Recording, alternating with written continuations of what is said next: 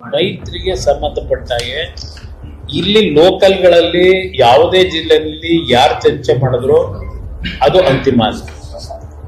ಇನ್ನು ಸೀಟಿನ ಹಂಚಿಕೆ ವಿಷಯದಲ್ಲಿ ಚರ್ಚೆಗಳೇ ಪ್ರಾರಂಭ ಆಗಿಲ್ಲ.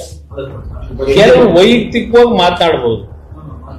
ಏನು ಲೋಕಸಭಾ ಚುನಾವಣೆ ಈ ವಿಧಾನಸಭಾ ಚುನಾವಣೆ ಕೇಳೋ ಸಾಧ್ಯತೆ ಇದೆಯಾ?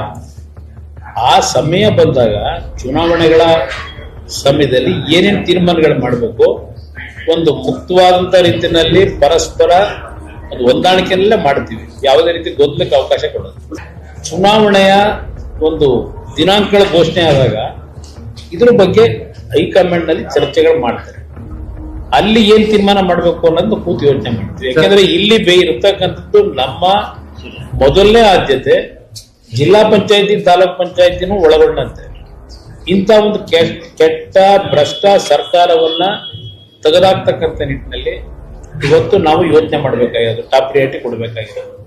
ಆ ದೇವೇಗೌಡರು ಅವರೆಲ್ಲರ ಜೊತೆ ಮಾತನಾಡಿದ್ದಾರೆ. ಕುಮಾರಸ್ವಾಮಿ ಅವರೆಲ್ಲ ಸೇರಿ JDS BJP ಹೊಂದಾಣಿಕೆ ಮಾಡ್ಕೊಂಡು ಹೋಗುವಂಥದ್ದು ಅನಿವಾರ್ಯ ಆಗುತ್ತೆ. Already decided in Delhi. ದೇವೇಗೌಡರು ಅವರೆಲ್ಲರ ಜೊತೆ ಮಾತನಾಡಿದ್ದಾರೆ. ಕುಮಾರಸ್ವಾಮಿ ಅವರೆಲ್ಲ ಸೇರಿ JDS BJP ಹೊಂದಾಣಿಕೆ ಮಾಡ್ಕೊಂಡು ಹೋಗುವಂಥದ್ದು ಅನಿವಾರ್ಯ ಆಗುತ್ತೆ. ಡೆಲ್ಲಿಲಿ ಏನು ತೀರ್ಮಾನ ತಗೋತಾರೆ ಅದಕ್ಕೆ ನಾವು ಬದ್ಧರಾಗಿರ್ತೀವಿ. ಇಲ್ಲಿ ಜನ ಇವತ್ತು ಆತೋರಿತಾ ಇದ್ದಾರೆ ಒಂದು ಬದಲಾವಣೆ ತರಬೇಕು ಅಂತ.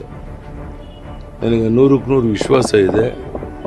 ಬರುವಂಥ ವಿಧಾನಸಭಾ ಚುನಾವಣೆಯಲ್ಲಿ ಆಬ್ಸಲ್ಯೂಟ್ ಮೆಜಾರಿಟಿ ಪಡೆದು ನಾವು ಸರ್ಕಾರ ರಚನೆ ಮಾಡ್ತೇವೆ ಅನ್ನೋಂಥ 100ಕ್ಕೆ 100 ನಮಗೆ ವಿಶ್ವಾಸ.